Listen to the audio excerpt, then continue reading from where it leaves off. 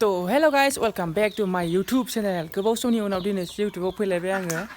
माने होनबा आंना मबाइल गैयामोन गाइस ओमफ्राय दा आङो मबाइल बायबाय आइफन बायबाय आङो दा आइफनजों शूट खालामगासिनो ओमफ्राय आं दा दिनै नोंथांमोननि सिगाङाव आंनि फंनैसो एसे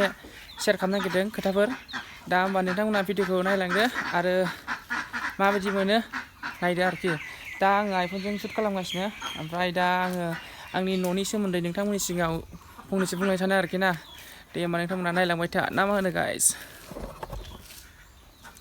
माने गाइस नै जोंना न'आ जाथारबायानो आरोखि ना माने दिनैजों सानथाम जाबाय न' लुनाया मिस्ट्रिफ्रा दिनैजों खेबथाम फैबाय माने खेबथामाव हाफ वाल जाबाय आरोखि ना मैया दरजा लागायना गालांबाय ओरै मोनसे ओमफ्राय दिनैहाय फैबावगोन मिस्ट्रिफोरा दिनै फैनानै ओरैजाय नैबाव खोरखि बैथिं खोरखि बानायनानै उनथिंजायनिखौ वाल होगोन जाहैबाय दिनै नैबे वाला मैयासो होनायमोन गाइस बे वाला बे लाइनसेया मैया होनाय आरोखि ना बियो मैया होनाय बेबो दरजायाबो मैया होनाय ओमफ्राय दिनैहाय नैबेफोराव पस्ट बानायगोन बेयाव पस्ट बानायगोन ओमफ्राय नैबावबो पस्ट खालामगोन बैयावबो पस्ट ओमफ्राय ओरैजाय नैबे फुराना वालाव बे दाख्लैनो होदोंमोन बेवहाय दिनै खोरखि लगायगोन आरोखि ना बेयावबो खोरखि ओरैबो खोरखि ओमफ्राय नैबेबो मैया लगायनाय गाइस ओमफ्राय दिनैहाय नैबे उननि वालखौ फुल कमप्लिट खालामगोन जाहैबाय खोरखि होनानै लिन्टारसिम ओमफ्राय खथाया नैबे देरसिन जाबाय एसे गाइस नैबे खथाया एसे देरसिन मानो होनबा नैबे दरजानि थाखाय एसे गिदिर खालामनांदों मानो होनबा नैबेथिंजाय रुम मोनसे खालामबावगोन आरोखि ना बेनिखायनो दरजाखौ ओरैजाय बोबोनाय जादों आरोखि ना माने न'आ एल जागोन माने मानसिफोरनि न'आ एलजों ओरै हाबनानैसो सिङाव थाङो नालाय रुमा ओमफ्राय आं बिदि खालामाखिसै दरजा मडेल खालामबाय डाइरेक्ट खामसालिजोंनो ओरै हाबनाय खालामबाय आरोखि ना ओमफ्राय नैबे रुमा गाइस एसे फिसा जाबाय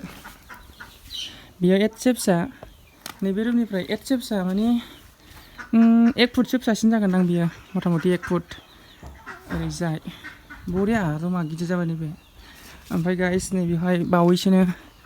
साननैसो उनाव बेवहाय मोनसे पस्टार लागायबावसिगोन खथासे बानायबावसिगोन आरोखि बेवहाय ओरैजाय एल जासिगोन बरिया गाइस बरिया अके गाइस माने गाइस न'खौ आं बांद्राय बाजेट लायाखै माथ्र 3 लाखनिल' बाजेट लादों आं 3 लाखआव बेसेबां हायो इसेबां खालामगोन थोयोबा टाइल्सफोरबो होगोन आरोखि ना गाइस टाइल्स सिलिं बेफोरखौ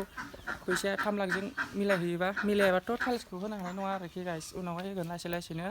माने फ्लरखौ आङो टाइल्सनि बानायना दोनखागोन आरोखि ना मा होनो गाइस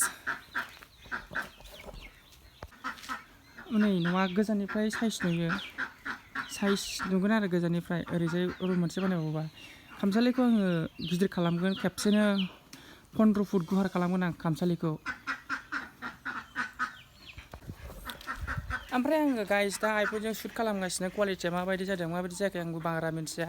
माने आइफनखौ सालायनाया आं दिनैजों सप्तासे जाहैबाय ओमफ्राय एक्सपिरियेन्स लागासिनो आरोखि ना आङो भिडिअ बानायथ'वाखैमोन ओमफ्राय आं दिनैसो